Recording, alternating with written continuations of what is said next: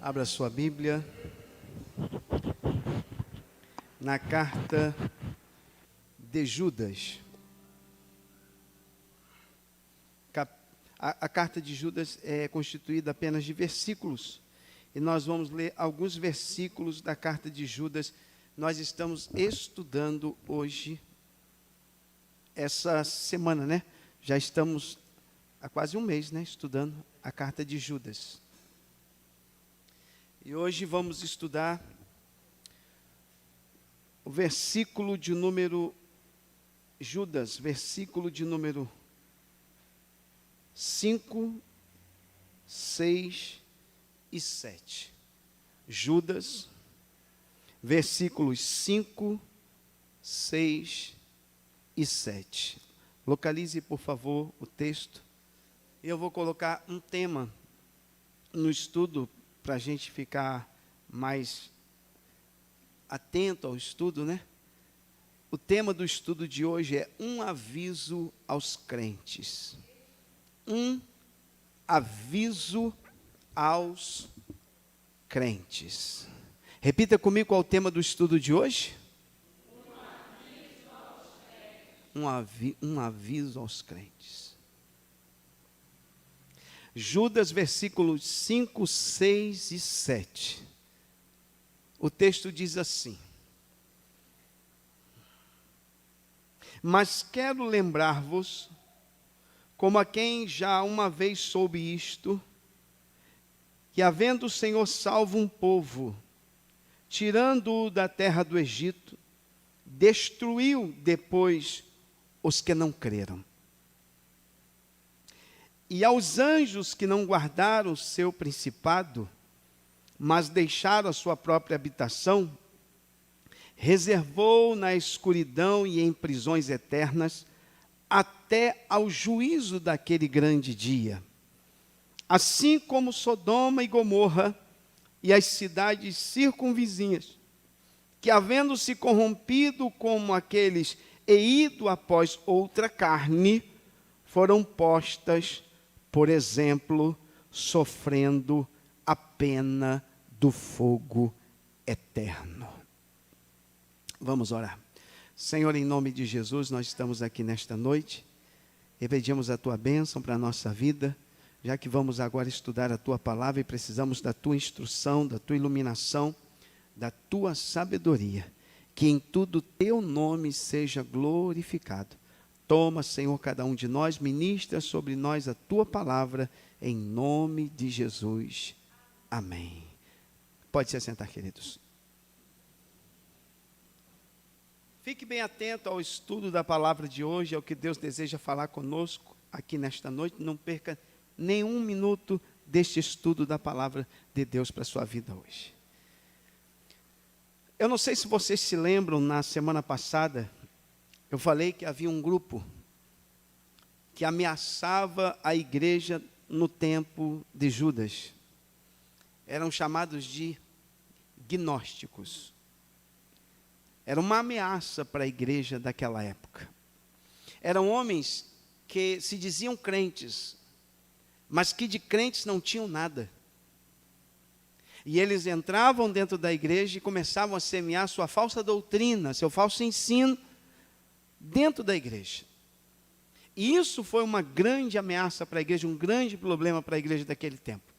Inclusive, eu disse para vocês, e eu estou relembrando, que não apenas Judas teve que escrever combatendo esses gnósticos. Pedro também escreve combatendo os gnósticos. E Paulo também escreve combatendo os gnósticos. Então você percebe que eles já estavam influenciando em muitos lugares a igreja do Senhor. Era um grande perigo que a igreja corria com os gnósticos. E Judas, a carta de Judas, é um compêndio apologético, é uma carta de defesa da fé, é chamando o povo de Deus para a batalha, para a guerra. E a guerra contra o diabo? Não, guerra contra o falso ensino, contra as heresias, contra aquilo que se manifesta dentro da igreja em nome de Deus, que não tem nada de Deus. É isso que Judas chama nós para batalhar. Batalhar pela fé é isto. Na carta de Judas, batalhar pela fé é confrontar o erro, é confrontar a heresia, é confrontar o ensino falso, a pregação falsa, a visão falsa, a revelação falsa. E nós somos chamados para combater essas coisas. Nós não podemos aceitar tudo que vem para nós em nome de Deus. Nós precisamos avaliar, ter o discernimento e o conhecimento para entender o que é de Deus e o que não é de Deus. Tem alguém me entendendo? Diga glória a Deus.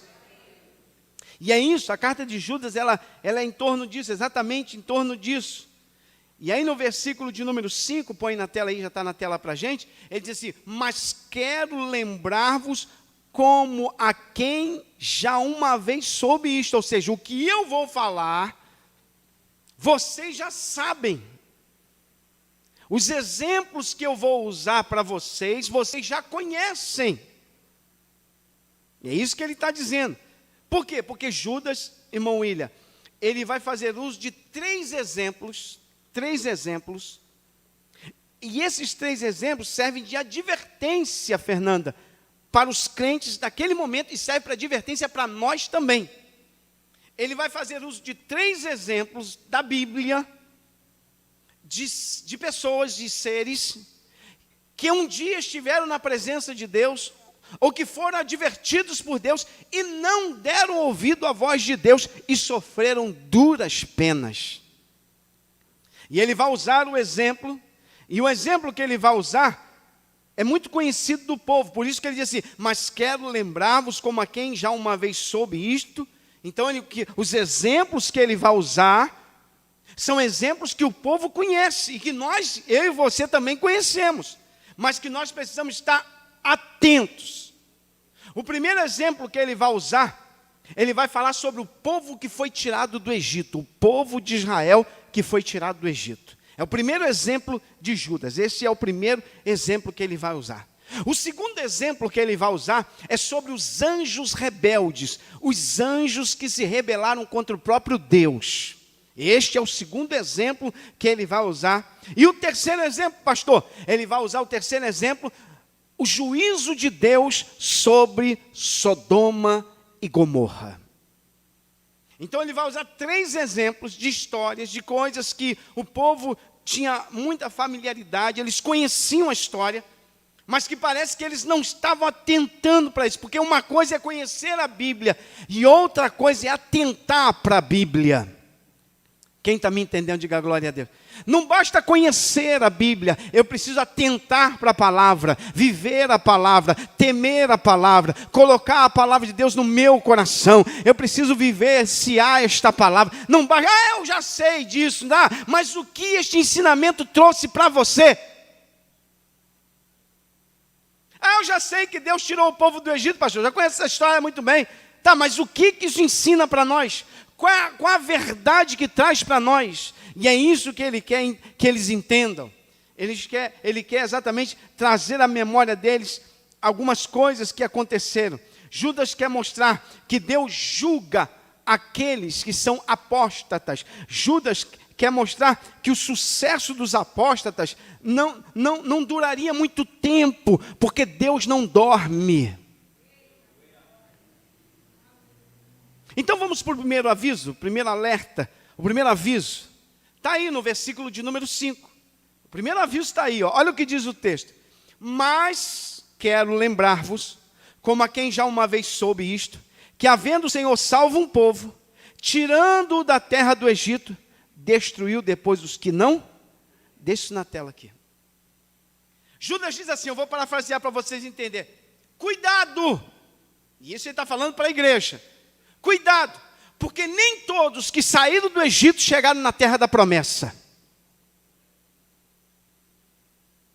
Está dando para entender? Conseguiram entender? É isso que Judas está dizendo. Nem todos que saíram da terra do Egito chegaram na terra da promessa. Viram o milagre, viram o mar se abrir, viram fogo descer do céu, viram a coluna, viram a tocha de fogo, viram o milagre, viram maravilha, Deus fez maravilha, Deus entrou com providência, Deus supriu necessidade, Deus enviou água, Deus enviou comida, mas a maior parte deles Deus matou no deserto. É uma advertência para nós ou não é? Não, quem aqui já saiu do Egito? Levante a mão para o céu. Saiu do Egito? Quem aqui já saiu do Egito? Nós todos. Nós estamos caminhando em direção à terra da promessa. A ameaça que temos é o perigo de não chegarmos na terra da promessa. É isso que Judas está alertando. Cuidado, porque nem todos que saíram do Egito chegaram na terra da promessa. E por que não chegaram? E ele diz o termo, não creram, incredulidade. Eu vou explicar o que é isso. Depois de destruir, vamos ler um texto aqui da Bíblia? Leia comigo, por favor, Números, capítulo de número 14, versículo de número 26. Números, capítulo de número 14, versículo de número 26. Olha o que diz o texto. Acharam? Depois falou o Senhor a Moisés e a Arão, dizendo: até quando sofrerei esta má congregação, que murmura contra mim? Tenho ouvido as murmurações dos filhos de Israel, com que murmuram contra mim. Dize-lhes: assim como eu vivo, diz o Senhor, que como falaste aos meus ouvidos, assim farei a vós outros. Neste deserto cairá o vosso cadáver, como também todos os que de vós foram contados, segundo toda a vossa conta, de 20 anos para cima, os que dentre vós contra mim murmuraram. Não entrareis na terra, pela qual levantei a minha mão, que vos faria habitar nela, salvo Calebe, filho de Jefoné, e Josué, filho de Num. Mas os vossos filhos, de que dizeis, por presa serão, metereis nele, e eles saberão da terra que vós desprezaste. Porém, quanto a vós, o vosso cadáver cairá neste deserto. É Deus que disse para Moisés: vou matar todos, de 20 anos para cima, ninguém entra na terra da promessa. A não ser Josué e Calebe. Ou cerca de 2 milhões de pessoas foram sepultadas no deserto. 2 milhões de pessoas foram sepultadas. Dos 2 milhões, só 2 entrou na terra da promessa. E os demais, Deus foi sepultando no deserto. Alguns Deus sepultou vivo, como a família de Corá. Sepultou vivo. E os outros foram tombando durante o tempo. Deus mandou os espias. Por que Deus está tão aborrecido? Porque Moisés mandou os espias espiarem a terra, e eles voltaram com o relatório dizendo: a terra é boa, mana, leite e mel, os frutos são maravilhosos, mas nós não temos como vencer, porque eles são gigantes e nós somos pequenos, eles são fortes e nós somos fracos. E eles passaram 40 dias espiando a terra. Quando voltaram, trouxeram esse relatório desanimador. Mas Josué e Calebe disseram o quê? Olha, se Deus está conosco, Ele vai nos permitir entrar. Se Deus está conosco, Ele vai nos dar essa terra. Mas os outros espias, os outros 10, inflamaram o povo, e o povo pegou em pedras para atirar em Moisés, dizendo que queriam voltar para o Egito. Quando Deus se manifesta, Deus diz assim: olha, sabe de uma coisa?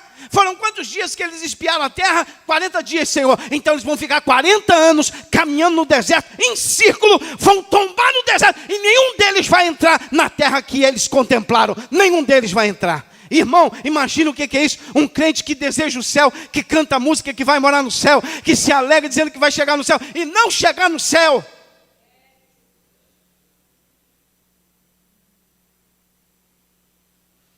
Olha o que diz o texto, 1 Coríntios capítulo 10, e eu costumo dizer o seguinte, eu vou repetir: vida cristã não é muito como a gente começa, mas é como a gente termina. Porque não adianta começar bem e terminar mal. Não adianta começar e parar no meio do caminho. Vida cristã é uma caminhada sem parar, é ir até o fim. Quem está me ouvindo, diga glória a Deus. É ir até o fim. 1 Coríntios, capítulo de número 10, eu vou ler com você esse texto. 1 Coríntios, Paulo também usa a mesma linguagem, quer ver? Em 1 Coríntios, capítulo 10, a partir do 1º versículo. Olha o que diz o texto, acompanhe comigo. Ora, irmãos, não quero que ignoreis Não ignoreis isso, que nossos pais, ou seja, nossos antepassados, estiveram todos debaixo da nuvem e todos passaram pelo mar. Ele faz uma alusão ao povo que saiu do Egito, que foi protegido pela nuvem e passou no meio do mar. Ali foi o maior batismo já feito. O maior batismo. Quando Deus tirou o povo do Egito, Deus batizou todos eles no mar.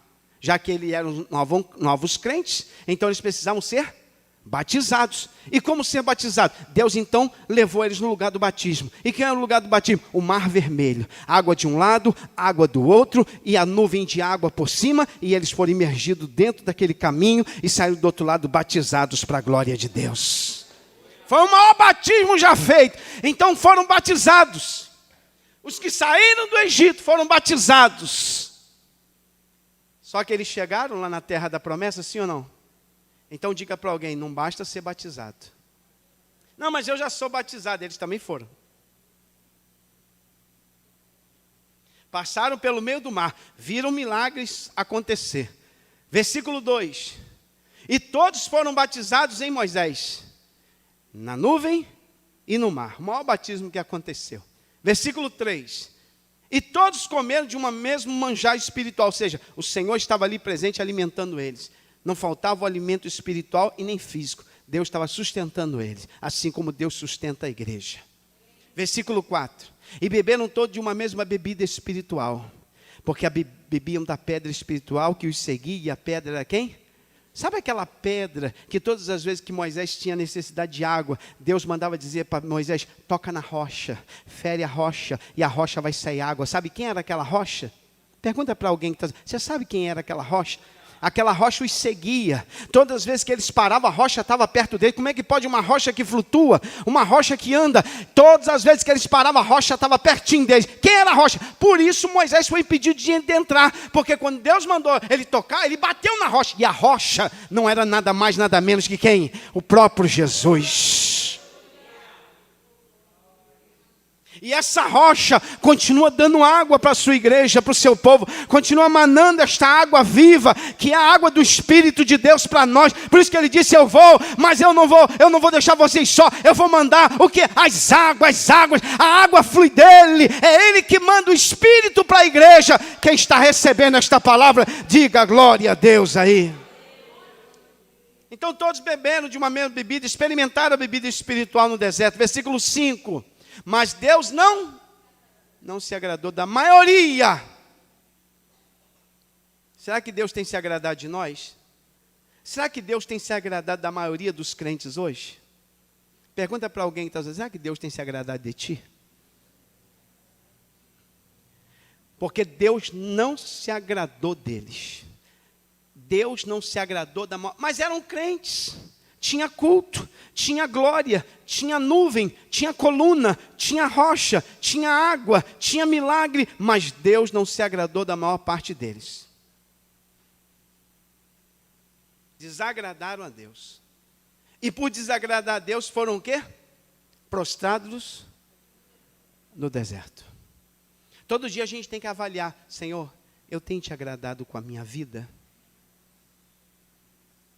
Eu tenho te agradado como marido? Eu tenho te agradado como esposa? Eu tenho te agradado como filho, como filha? Eu tenho te agradado como servo, como serva? Senhor, eu não quero te desagradar. Se tem alguma coisa em mim que te desagrada, Senhor, me limpa, me lava, porque eu quero viver uma vida que te agrada, que te glorifica. Quem está me entendendo, diga glória a Deus. A gente precisa estar sempre avaliando isso, porque a gente pode ser enganado, achando que o fato de ser crente, vir para a igreja, cantar o hino da harpa, andar com a Bíblia na mão, é suficiente. Não é. Eu tenho que ter uma vida que agrade a Deus, e essa vida que agrade a Deus não pode ser só aqui dentro da igreja, tem que ser dentro da minha casa, tem que ser no trabalho, tem que ser na escola, na faculdade, no bairro, aonde eu estiver, dentro do ônibus, aonde eu estiver, eu tenho que ter uma vida que agrade a Deus. Porque senão, irmão, a gente está se enganando. E tem muita gente dentro da igreja perdido, desviado, dentro da igreja. Já está longe do caminho há muito tempo. Mas está na igreja. está cantando, mas não está agradando a Deus com a sua vida, com o seu comportamento, com a sua forma de ser. Não está agradando a Deus, as coisas que fala não agrada a Deus. Seu comportamento não agrada a Deus. Porque Deus olha como eu sou como marido, Deus olha como eu sou como pai, Deus olha como eu sou como pastor. E eu tenho que viver uma vida que agrade a Deus em todos os aspectos. Quem está me entendendo, diga glória a Deus. Só que aquele grupo, William, não agradou. E por não agradar, Deus se tornou inimigo deles. O inimigo deles era o próprio Deus no deserto. E Deus deu uma palavra dizendo, eles não vão entrar na terra da promessa. Olha o versículo 6. E essas coisas foram nos feitas, ou seja, foram escritas para quê? Para nos ensinar. Por que Deus deixou isso escrito? Por que Deus não rasgou isso na página da Bíblia para a gente não ter esse acesso? Para nos mostrar que Deus é o mesmo, Ele não mudou. Não, peraí, tem alguém ouvindo a voz de Deus aqui. Deus é o mesmo. E essas coisas foram nos feitas em figura, para que não cobicemos as coisas mais, como eles. Então, por que foi escrito, irmã Kátia? Para aviso nosso, para nos orientar. Cuidado que eles saíram do Egito, mas não chegaram na terra. Olha o versículo 7. Não vos façais, pois, idólatras como alguns deles, conforme está escrito. E olha lá, idolatria não tem nada a ver com imagem de escultura, não. O povo assentou-se a comer e a beber, levantou-se para folgar. É uma vida que só pensa no bem-estar social. Isso é idolatria. A idolatria não está só em reverenciar um ídolo de madeira, de pedra, de barro, não. As coisas da vida podem se tornar matéria de idolatria para nós. Tem gente que se preocupa mais com a sua vida do que a comunhão com Deus. Se preocupa mais com as coisas terrenas do que com as coisas de Deus. Se preocupa mais com o seu reino terreno do que o reino de Deus. Isso é idolatria. Amar o dinheiro é idolatria. Estar preso às coisas terrenas também é idolatria. A Bíblia diz, não ameis o mundo nem o que no mundo há, porque se alguém ama o mundo, o amor do Pai nele não está. Amar o mundo é idolatria. Amar as coisas deste mundo é idolatria. A Bíblia diz, pensai nas coisas que são de cima e não nas que são da terra. Jesus disse, buscai primeiro o reino de Deus e a sua justiça, e as demais coisas vos serão acrescentadas. Então a gente acha que idolatria é estar com o santo na mão. Tem muito crente idólatra. Idólatra só pensa na sua vida, só pensa no seu umbigo, só pensa no seu contra-cheque, só pensa no seu bem-estar social, só quer saber dos prazeres dessa vida. Não tem tempo para a igreja, mas tem tempo para tudo, mas não tem tempo para a casa de Deus, não tem tempo para oração, não tem tempo para o ensino, não tem tempo para a doutrina. É um idólatra, está dentro da casa de Deus, está perdido e não sabe que está perdido. Isso me dói como pastor, porque eu sei que existem pessoas em nosso meio que estão literalmente perdidas e estão no nosso meio. Me dói como pastor falar isso, me angustia como pastor falar isso. Saber que existem pessoas em nosso meio que estão como eles, como esse povo de Israel. Que o mais importante é seu bem-estar, é comer, beber e descansar. E Deus, segundo plano. Mas a Bíblia diz que a gente tem que amar a Deus sobre todas as coisas. Deus tem que ser primeiro lugar. Se Ele não for primeiro, Ele não vai ser segundo. Porque Deus nunca vai ser segundo lugar na vida de ninguém. Ou Ele é primeiro, ou a gente não tem Ele na nossa vida. Ou a gente prioriza as coisas de Deus, ou não teremos a prioridade de Deus na nossa vida. Não adianta, gente.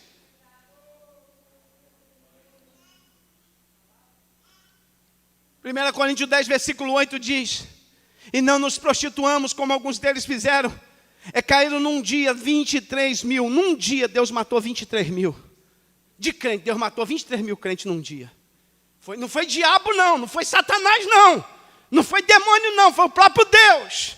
Porque Deus mata. Deus é amor, mas é fogo consumidor. Deus é juízo.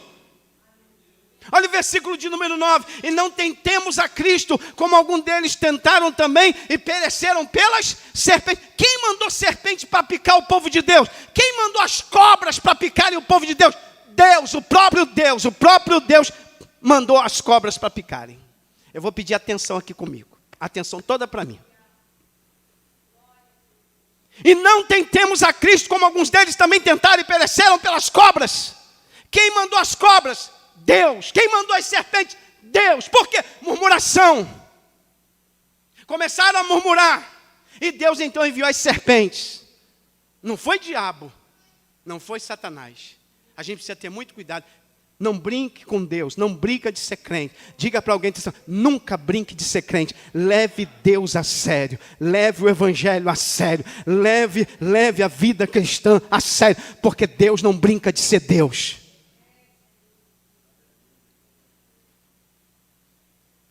Eu vou ler mais. 1 Coríntios 10:10 diz: e não murmureis, como também alguns deles murmuraram e pereceram pelo destruidor. Versículo 11: ora, tudo isto lhes sobreveio como figuras. Deus deixou para nosso aviso. E estão escritas para quê? Para que estão escritas? Para que foi escrito? Para aviso nosso. Para quem? Para quem já são chegados os fins dos céus. Então, para aquele grupo que entende que nós já estamos no final da caminhada, é para nós que Deus deixou escrito, é para nós que Deus deixou registrado. Para quê? Para que a gente não erre como eles erraram. Fica para nós o aviso, fica para mim e para você o aviso. Eu ainda estou no primeiro exemplo. Olha o que diz a carta aos Hebreus. Hebreus capítulo de número 3. Olha o que diz. Eu tenho que ler isso aqui, irmão, não posso pular. Isso aqui, o autor dos Hebreus tem a mesma preocupação. Isso aqui é preocupação pastoral. É a preocupação de um pastor. Hebreus capítulo 3. Olha o versículo 7. Põe na tela aí para mim. Eu vou ler para você se alimentar da palavra nesta noite. Portanto, como diz o Espírito Santo, se ouvirdes a sua voz, não endureçais o vosso coração, como na provocação no dia da tentação no deserto. É o mesmo exemplo, é o mesmo deserto, é o mesmo povo que saiu do Egito. E o autor aos Hebreus está dizendo, atente para isso, atente para isso. Ele vai dizer assim, onde os vossos pais me tentaram, me provaram, e viram por 40 anos as minhas obras, por isso me indignei contra esta geração, e diste, estes sempre erram em seu coração, e não conheceram os meus caminhos, assim jurei na minha ira. Deus fez um juramento, e qual foi o juramento que Deus fez? Deus fez um juramento sob ira, que não entrarão no meu repouso. Deus se irou com aquele povo, e quando Deus se irou, Deus fez um juramento e disse, eles não entrarão no meu repouso. É por isso que alguém quando lê isso, e lê, eu já vi algumas pessoas que diluem a graça, porque hoje a graça parece que é banal, né? Deus é amor, nós só ouvimos falar isso. Aí parece que o Deus do Antigo Testamento é um e o Deus do Novo é outro. Parece que é a doutrina de Marcião. Marcião pregava isso, que o Deus do Antigo é um e o Deus do Novo Testamento. Não, é o mesmo Deus. E eu sinto lhe informar, ou regozijo por lhe informar, que Ele não mudou, que Ele é o mesmo. Deus não mudou. Deus é o mesmo. E o que eu estou lendo aqui é no Novo Testamento, não é no Antigo. Ele está, autor aos Hebreus no Novo Testamento, está alertando a igreja. Olha o que ele diz no versículo 12. Vede, irmãos, que nunca haja em qualquer de vós um coração mau e infiel para se apartar do Deus vivo. Antes, exortai-vos uns aos outros todos os dias, durante o tempo que se chama hoje, para que nenhum de vós se endureça pelo engano do pecado, porque nos tornamos participantes de Cristo, se retivermos firmemente o princípio da nossa confiança até o fim. Meu Deus do céu, tem alguém que ouviu esta palavra? Diga glória a Deus. É muito forte isso, Paulo. Olha o que diz o versículo 15. Enquanto se diz hoje, se ouvides a sua voz, não endureçais o vosso coração como na provocação. Porque havendo alguns ouvido, o provocaram. Mas não todos os que saíram do Egito por meio de Moisés. Mas com quem se indignou por 40 anos? Não foi porventura com os que pecaram, cujos corpos caíram no deserto? E a quem jurou que não entraria no seu repouso, senão aos que foram desobedientes? E vemos que não puderam entrar por causa da sua incredulidade. Olha o versículo 4, olha o 4 e marca na sua Bíblia. Temamos, pois, capítulo 4, versículo 1. Temamos, pois, capítulo 4, versículo 1. Temamos, pois, que porventura deixada a promessa de entrar no seu repouso, pareça que alguns de vós fique para trás. É possível se perder, pastor? Mas eu tinha ouvido uma vez, alguém me disse que uma vez salvo, salvo para sempre. Te enganaram. Te enganaram. Enganaram você. Porque o autor dos Hebreus diz que hoje tem uma preocupação em qual? A preocupação em que alguém possa ficar para trás. Ficar para trás e se perder. Começou bem, cantando. Cauane, troca de lugar, por favor, troca de lugar. Senta ali, troca de lugar. Cauane, troca de lugar. Senta ali pertinho da irmã Jaqueline.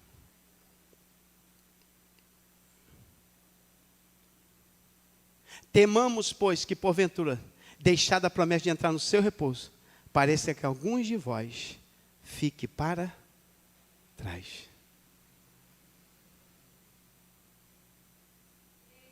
Só que a gente não ouve mais isso, irmã Jaqueline. Essas coisas a gente não ouve mais. A gente ouve hoje só vitória. É só milagre.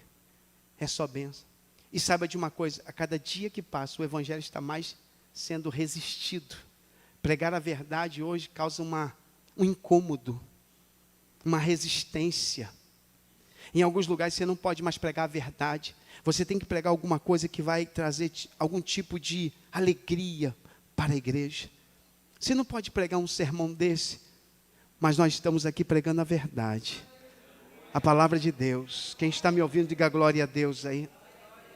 Temamos, pois, que porventura deixada a promessa de entrar no seu repouso, parece que alguns de vós fiquem para trás. Versículo 2. Porque também a nós foram pregadas as boas novas. A nós, da nova aliança. Como a eles, da antiga aliança. Mas a palavra da pregação nada lhes aproveitou.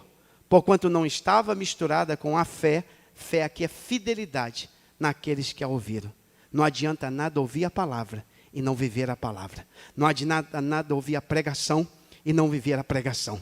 Não adianta nada ser crente e não viver a palavra. Eu não vou chegar lá. Para mim chegar lá, eu tenho que andar na palavra. Eu tenho que viver a palavra. Eu tenho que obedecer a palavra. Quem está me entendendo, diga glória a Deus aí. Então não adianta dizer que é crente. Eu preciso viver a palavra. Eu preciso andar na palavra. Eu preciso cumprir a palavra na minha vida. E por que aquele povo não entrou? Porque eles não viviam a palavra. A todo momento, a incredulidade, a murmuração, a prostituição e tantas outras coisas ruins entravam no coração deles. E eles esqueciam de Deus. E foram tombando do deserto, E quando chegou para entrar na terra, aquela geração se passou. Só havia 2 pessoas daquela geração, Josué e Caleb, mais ninguém. Só os filhos que puderam entrar, a geração mais antiga não entrou. Isso serve de alerta para nós, de advertência para nós. Um segundo exemplo, em Judas. Versículo de número... Primeiro exemplo que ele usou foi quem? Primeiro exemplo que ele usou foi quem?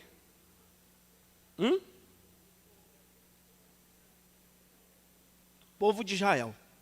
O segundo exemplo. Está no versículo de número 6. E aos anjos que não guardaram o seu principado. Agora ele vai usar outro exemplo, Vanderlei. Os anjos. Anjo pode ser condenado ao inferno? Anjo que anda com Deus, que foi criado pelo próprio Deus, que vivia na presença de Deus, pode se desviar? Existe anjo desviado? Me ajuda aí. Existe anjo desviado?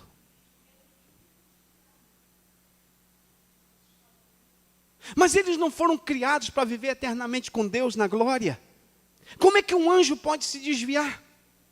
Ele viu Deus, andou com Deus, caminhou com Deus, viu o céu, as belezas do céu. Como é que um anjo pode se desviar? O que Judas está usando como exemplo é cuidado, porque até os anjos, algum deles se desviaram. Se um anjo pode se desviar, quanto mais alguém como eu e você. Ele vai usar a figura do anjo e vai dizer, e os anjos que não guardaram o seu principado, que não foram fiéis, que não mantiveram sua fidelidade, mas deixaram a sua própria habitação, que certamente eram as regiões celestiais, reservou na escuridão, ou seja, Deus os condenou. Deus condenou os seus anjos. reservou na escuridão e em prisões eternas até o juízo daquele dia. Judas nos revela que existem anjos que estão presos em cadeias. Peraí, irmão, o que é isso? Judas está nos dizendo que a gente tem que estar atento, porque existem anjos que se desviaram e que já estão no Tártaro, no inferno. Eu não estou pregando o Antigo Testamento, eu estou lendo Judas no Novo Testamento, a penúltima carta do Novo Testamento. Eu não estou falando de lei, eu estou falando de graça. E nesta graça Judas diz que há anjos acorrentados no inferno, porque se desviaram da presença de Deus e Deus os condenou ao inferno.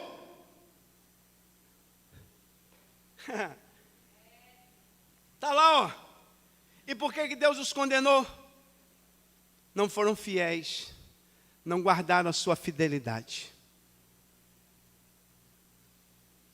Quais anjos, pastor? O mais conhecido deles se chamava Lúcifer. Era o querubim ungido.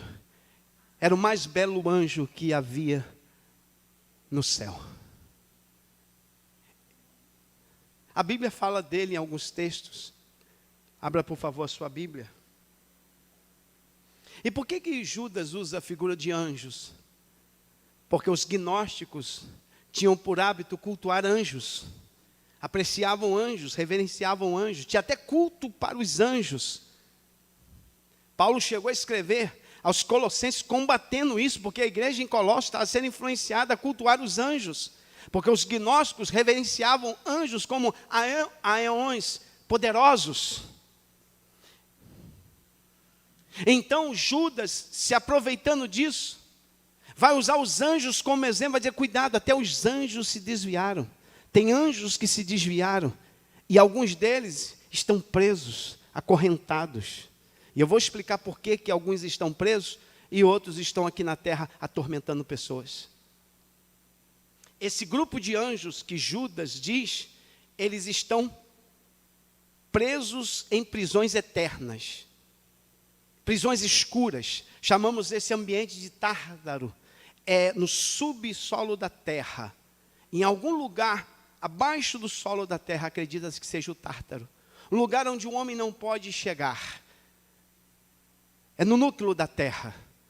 No lugar onde a lava é formada, e os vulcões, quando a lava entra em erupção, os vulcões, quando a lava entra com pressão, ela é expelida pelos vulcões. Então, lá embaixo, acredita-se que numa esfera muito abaixo da onde é formada esta lava, existe esta prisão eterna, chamamos de Tártaro. Onde os espíritos estão presos. Lugar de tormento, de angústia. Mas nem sempre eles foram presos. O texto de Isaías, quer ver? Abra a sua Bíblia, por favor. Em Isaías capítulo 14. Isaías 14. Olha o que diz o texto. Talvez não dê tempo da gente ministrar todos os 3 exemplos, mas a gente ministra Isaías, capítulo de número 14, versículo de número 12, diz assim: Como caíste do céu, ó estrela da manhã. Isaías está sendo usado por Deus e tem um vislumbre da queda de Lúcifer. E Lúcifer é conhecido como estrela da manhã. A maioria dos anjos são chamados de estrelas. Essa estrela é diferente, é uma estrela chamada estrela da manhã. Conhecida também como filha da alva, de tão bela que era. Isaías capítulo 14 diz, como caíste do céu, caiu do céu, foi lançado no céu. Jesus chega a dizer, eu via Satanás cair do céu como um raio. Ele foi lançado na terra. Como foste lançado por terra, tu que debilitava as nações. Versículo 13. E tu dizias no teu coração. Olha como Deus revela o que estava no coração do querubim ungido, na estrela da alva, neste anjo. Eu subirei ao céu. Por que subirei ao céu? Porque ele não estava no céu. Onde ele estava, pastor? O texto é difícil de explicar, o tempo é pequeno. Mas antes do Éden de Adão, o Éden criado por Deus para Adão, havia um outro Éden. E este outro Éden, quem guardava este Éden, era o próprio Lúcifer. Ele era o guardião do jardim de Deus. Você acha por que ele veio enfrentar Adão? Porque Deus colocou um substituto para Satanás, para Lúcifer. A partir da queda, Deus vai trazer alguém para substituir Lúcifer. E quem Deus cria para substituir Lúcifer, para cuidar do jardim? Adão.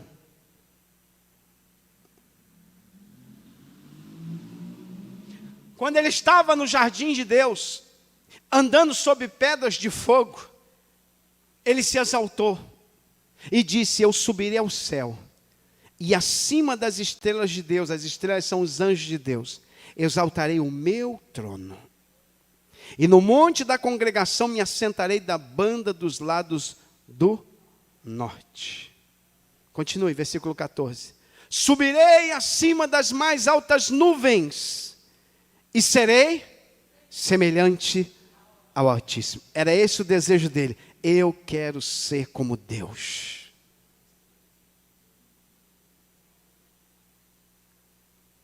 O versículo 15 diz assim: e contudo, levado serás ao inferno, ao mais profundo do abismo.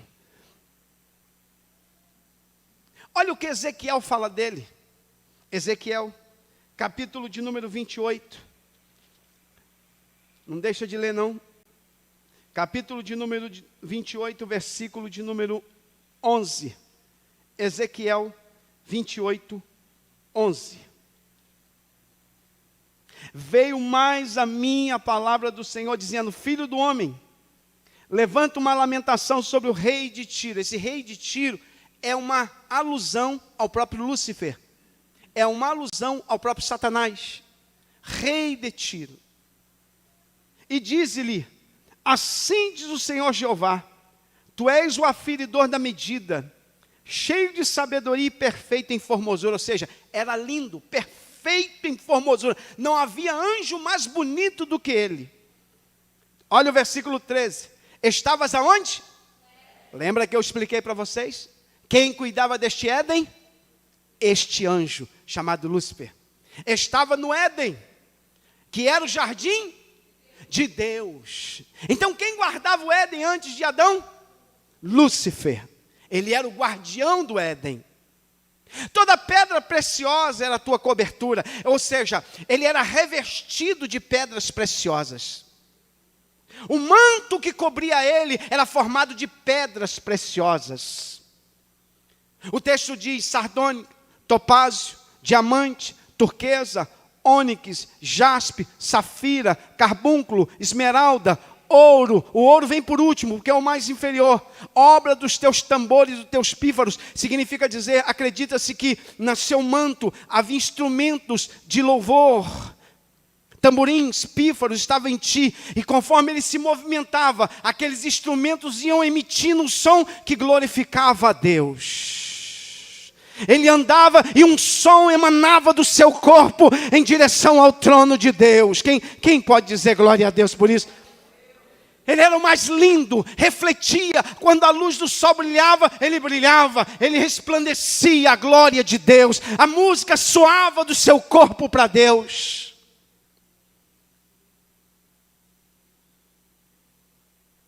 Versículo 14. Tu eras querubim ungido para proteger, e te estabeleci no monte santo de Deus estava, no meio das pedras de fogo tu andavas. Ele andava no meio de pedras de fogo. Imagine a cena, um jardim maravilhoso, com pedras de fogo que refletiam a glória de Deus, e este ser com uma capa de pedras preciosas, emitindo um som musical que a gente nunca ouviu na terra, e conforme ele andava, aquelas notas musicais eram emitidas para Deus.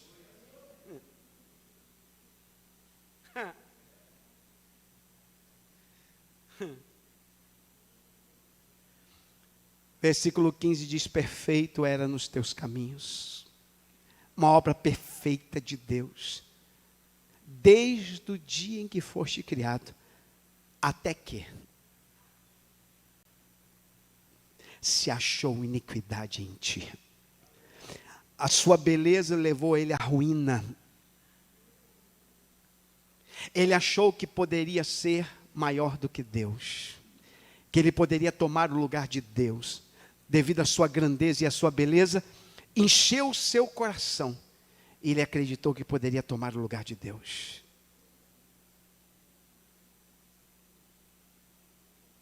Versículo 16, na multiplicação do teu comércio encheu o teu interior de violência, e pecar-te, pelo que te lançarei profanado fora do monte de Deus, e te farei perecer, ó querubim protetor entre pedras afogueadas.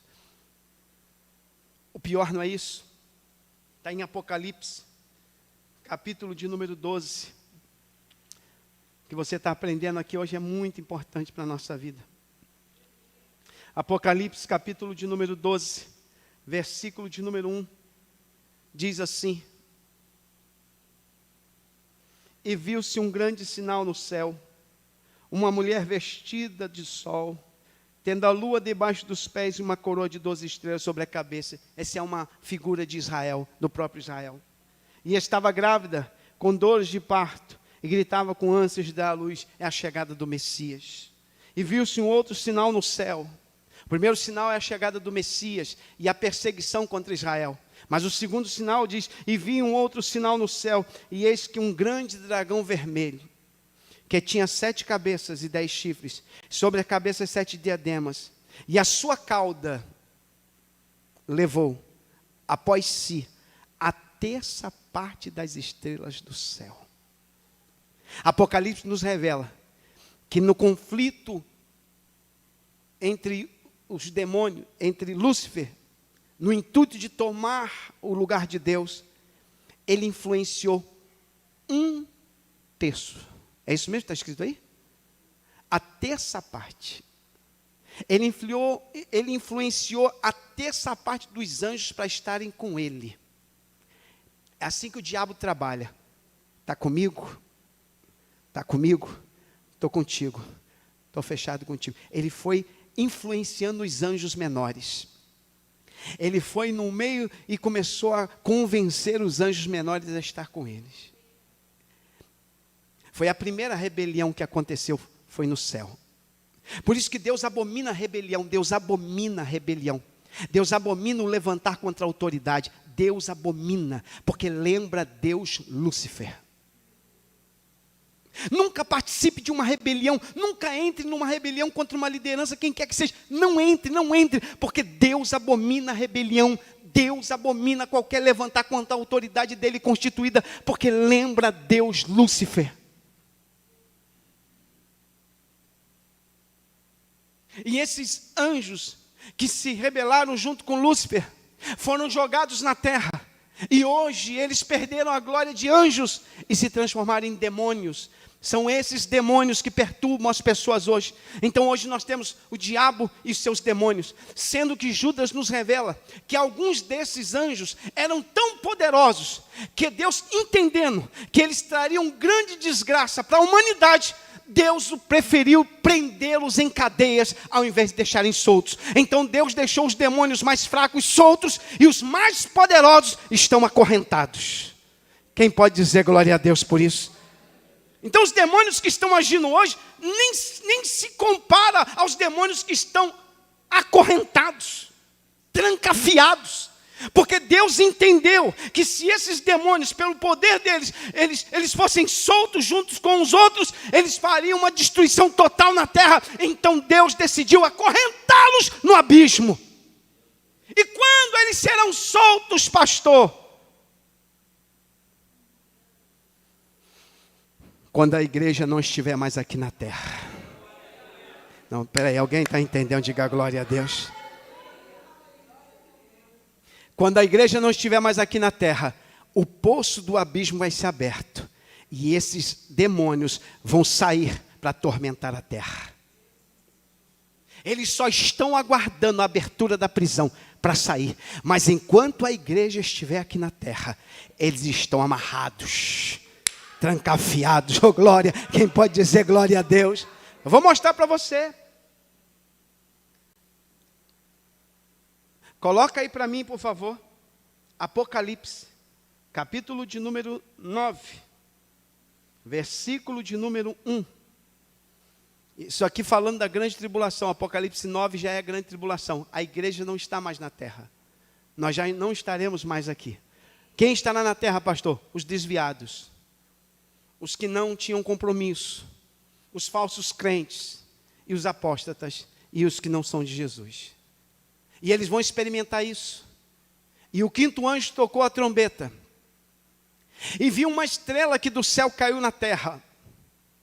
E foi-lhe dada a chave do poço do abismo. Ela desce do céu, essa estrela. Nós não sabemos se é um anjo bom ou ruim, mas pelo termo caiu, possa ser que seja um demônio. Que Deus deu a ele a chave do abismo, para ele abrir a porta do abismo. Porque a igreja já está no céu. Ele desce com a chave do abismo, versículo de número 2. E abriu o poço do abismo. E subiu fumaça do poço, como a fumaça de uma grande fornalha, e como a fumaça do poço escureceu-se o sol e o ar. São tantos demônios, que quando o poço do abismo abrir, se for dia, vai parecer noite. A gente prega pouco Apocalipse, tem que pregar Apocalipse. Talvez dê um choque em alguns para despertar para a sua vida espiritual. Porque a gente está levando a vida cristã no oba-oba. E a coisa é mais séria do que a gente imagina.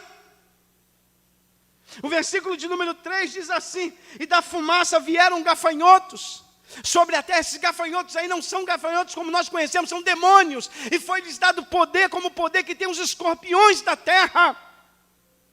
E foi-lhes dito que não fizesse dano à erva da terra, nem à verdura alguma, nem à árvore alguma, mas somente aos homens que não têm na testa o sinal de Deus. E foi-lhe permitido não que os matassem, mas que por 5 meses os atormentassem. E o seu tormento era semelhante ao tormento do escorpião, quando fere o homem. E naqueles dias os homens buscarão a morte, e não a acharão, e desejarão morrer, e a morte fugirá deles. E o aspecto dos gafanhotos era semelhante a de cavalos aparelhados para a guerra, e sobre a sua cabeça havia umas como coroas semelhantes ao ouro, e o seu rosto era como o rosto de homem, tinham cabelos como cabelos de mulher, seus dentes eram como de leão, e tinham coraças como coraças de ferro, e o ruído das suas asas é como o ruído de carros, quando muitos cavalos correm ao combate. Olha a aparência dos demônios, uma coisa horrível. É os demônios que estão trancados, eles estão presos, estão guardados. Enquanto a igreja está aqui, eles estão presos. Esses aí são terríveis. Voltemos lá em Judas. Esses são terríveis. E aí Judas diz: e aos anjos que não guardaram o seu principado, mas deixaram a sua própria habitação, reservou na escuridão e em prisões eternas, até o juízo daquele grande dia, ou seja, no dia da grande tribulação, eles serão soltos. Vão atormentar a terra e depois serão condenados novamente junto com Lúcifer. Eles estão trancados, trancafiados, presos, em cadeias. E eles não poderão ser soltos. Eu não vou para o terceiro aviso, porque o terceiro nós precisaríamos de tempo, que fala de Sodoma e Gomorra. Porque tinha uma coisa que os gnósticos gostavam de fazer, era promiscuidade. Eles diziam que quanto mais pecar, mais graça de Deus a pessoa recebe. Que a pessoa poderia viver no pecado da imundícia, da imoralidade, da homossexualidade. Diziam que o corpo era mau, e por corpo ser mau, então você pode fazer o que quiser com o seu corpo, que a tua alma está salva. Aí Judas, versículo 7, vai usar o exemplo de quem? Sodoma e Gomorra. De uma região que vivia na homossexualidade. Hoje se prega pouco sobre isso. Não se fala muito sobre isso. O perigo da homossexualidade, da bestialidade, do lesbianismo. Aí ele usa o exemplo de Sodoma e Gomorra. E de algumas cidades, pelo menos 2 delas, circunvizinhas, que se corromperam como aqueles, ido após outra carne, por quê? Porque Deus fez o homem para a mulher, a carne do homem para a carne da mulher. Indo após outra carne, é um homem indo em busca do seu próprio, de um outro homem, e uma mulher indo em busca de uma outra mulher. É uma relação estranha. E Judas escreve, dizendo, cuidado, porque Deus não poupou Sodoma e Gomorra. Deus enviou juízo sobre Sodoma e Gomorra. E não se assuste, porque hoje eu estava estudando sobre isso. Filo, escritor de Alexandria, no 1º século depois de Jesus, escreve um livro dizendo que na região onde havia Sodoma e Gomorra, 2000 anos depois, ainda se sentia a fumaça subindo da terra do juízo de Deus sobre aquela região. Deus abomina a homossexualidade. Deus abomina a relação homossexual. Eu sei que está sendo filmado, mas eu tenho que pregar isso. É nossa fé, é o que a palavra de Deus diz. Nós não podemos diluir a graça de Deus. Nós precisamos alertar as pessoas de que o juízo de Deus é eminente, que Deus não mudou.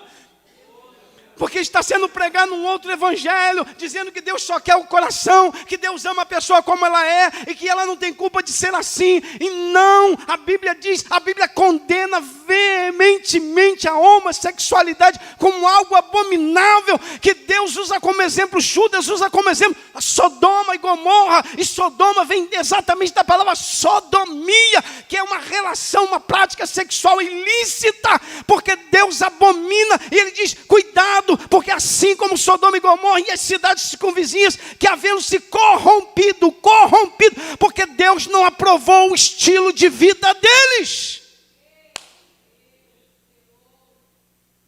A gente tem que ter cuidado, porque senão daqui a pouquinho entra dentro da igreja. E a gente, não tem nada a ver. Eu tenho um amigo, olha, é até melhor do que crente.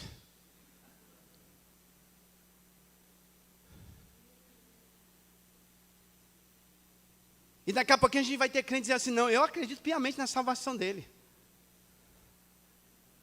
Na salvação dela.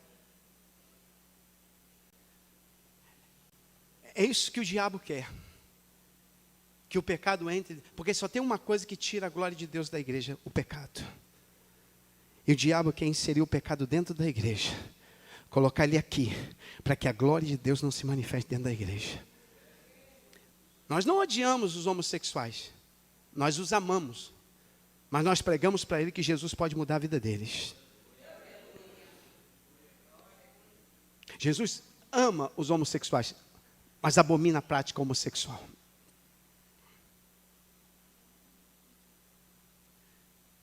O texto, tem até um texto que eu vou usar rapidinho. É pena que o tempo é pouco. Gênesis capítulo de número 19. Abra sua Bíblia, eu estou encerrando. Aquele relógio eu lembrei que ele está um pouquinho adiantado, mas eu já estou encerrando. Gênesis 19.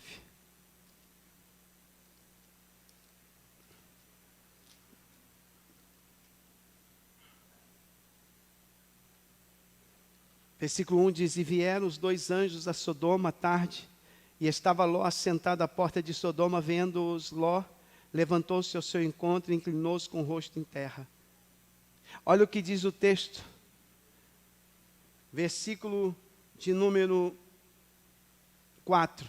E antes que se deitasse, cercaram a casa os varões daquela cidade, os varões de Sodoma, desde o moço até o velho, todo o povo de todos os bairros, chamaram Ló e disseram-lhe, onde estão os varões que a ti vieram nesta noite? Traze-os fora a nós, para que os conheçamos. Conheçamos não é como a gente entende no português. Conheçamos é intimidade, relacionamento sexual. Homens, velhos e jovens bateram na casa de Ló e disseram assim, tem 2 homens aí, a gente quer conhecer eles. Eram 2 anjos. Eles queriam ter relação sexual. Ló, no desespero, chegou a oferecer suas próprias filhas. Não façam isso, porque Ló sabia da divindade. Dizia, eu entrego as minhas filhas, mas não toquem nesses homens. Aí os anjos cegaram os homens daquela região. Tamanha a ignorância daquele povo. Olha o que diz o texto. Versículo de número 12. Então disseram aqueles varões a Ló: tens alguém mais aqui? Teu genro, teus filhos e tuas filhas, e todos quanto tem nessa cidade, tira-os fora deste lugar, pois nós vamos destruir este lugar, porque o seu clamor tem engrossado diante da face do Senhor, e o Senhor nos enviou a destruí-lo. Então saiu Ló e falou a seus genros, aos que haviam de tomar as suas filhas, e disse: levantai-vos, saí deste lugar, porque o Senhor há de destruir a cidade. Foi tido, porém, por zombador aos olhos dos seus genros. Ló levou a palavra de Deus, e eles zombaram da palavra. E ao amanhecer, os anjos apertaram com Ló, dizendo: levanta-te, toma tua mulher e tuas duas filhas, que aqui estão, para que não pereças na injustiça desta cidade. O juízo já está chegando. Ele, porém, demorava-se, e aqueles varões lhe pegaram pela mão e pela mão de sua mulher e pela mão de suas duas filhas, sendo-lhe o Senhor misericordioso, e tiraram-no e puseram-o fora da cidade. Sai deste lugar, Ló. Sai deste lugar com a tua casa, com a tua família, porque Deus vai destruir esta terra. E Ló demorava, e os anjos seguraram na mão de Ló, e saíram arrastando Ló com a mulher, com os filhos. Você sabe a história. No meio do caminho, a mulher de Ló olhou para trás, com saudade, com pena de deixar Sodoma. Morreu condenada como Sodoma foi condenada. Por isso eu encerro essa advertência em Judas para nós. Me ajuda aqui, William. Judas, versículo 7 diz: assim como Sodoma e Gomorra, e as cidades circunvizinhas que, havendo se corrompido como aqueles, e ido após outra carne, foram postas, por exemplo, sofrendo a pena do fogo. Eu posso encerrar com o texto? Hebreus. Pega a tua Bíblia. Vai se alimentando da palavra. Se você está aqui é porque Deus te trouxe para você se alimentar da palavra. Hebreus capítulo 10.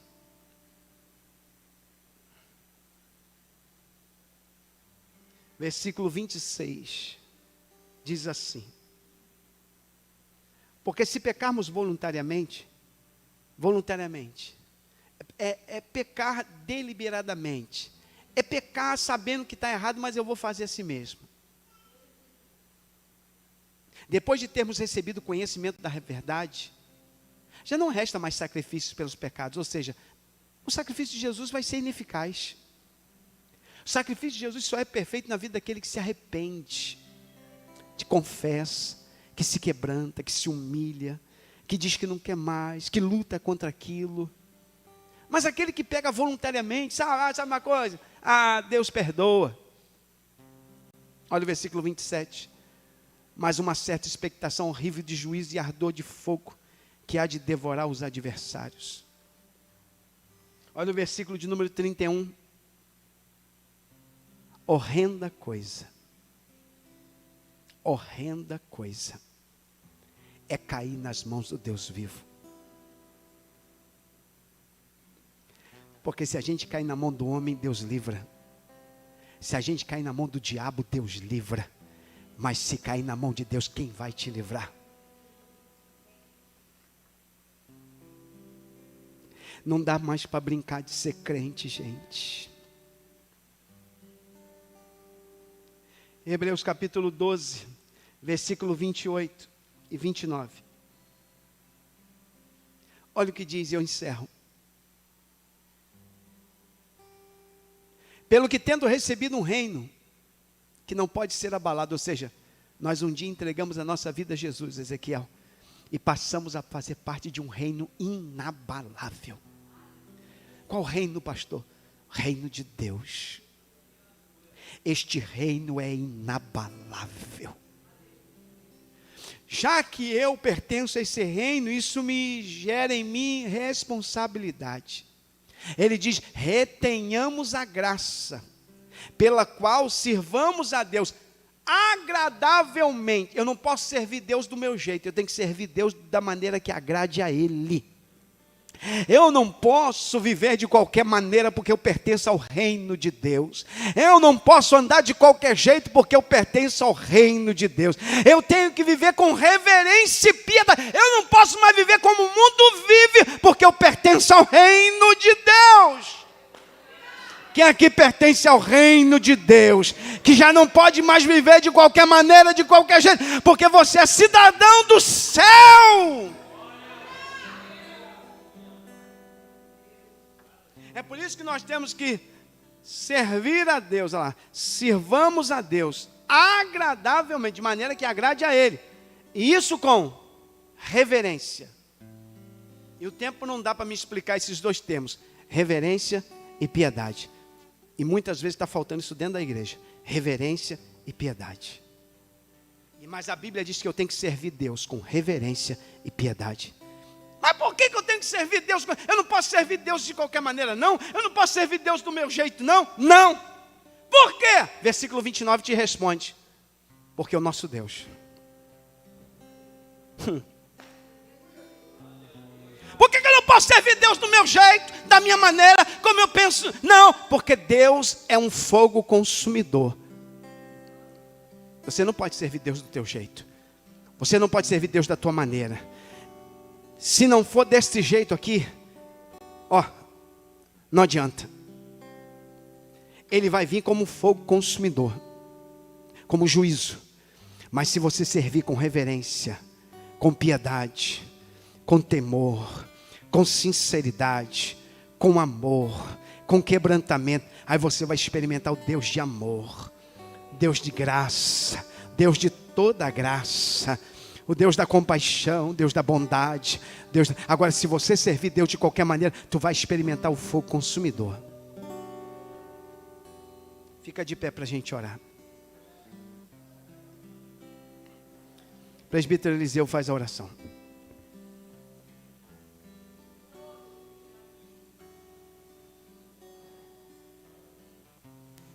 Oremos ao Senhor. Querido Deus e eterno Pai, te louvamos, Senhor, te damos graças, ó Pai. Deus, pois o Senhor aplicou a Tua palavra em nosso coração, Senhor. Deus, em nome de Jesus, ó Pai, continua, Senhor Deus, nos fortalecendo, Senhor Deus, em Teus caminhos, ó Pai. Não permita que jamais, Senhor Deus, viemos, Senhor Deus, dar ouvido, Senhor Deus, a essas palavras, Senhor Deus, falsas, que estão entrando no meio de nós, Senhor Deus, que tentam nos tirar da Tua presença, Pai. Ó Deus, muito obrigado, Senhor Deus, porque o Senhor exorta quem Tu amas, ó Pai. Obrigado pela Tua exortação nesta noite, Senhor Deus amado. Deus, em nome de Jesus, continua, Senhor, abençoando a Tua igreja, Senhor, o Teu povo, e que Teu nome continue sendo glorificado em nossas vidas. A Ti oramos, agradecidos no nome de Jesus. Amém, Senhor.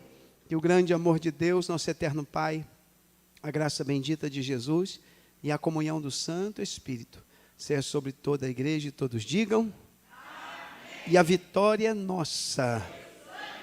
Então cumprimenta alguém que está do seu lado com a paz do Senhor.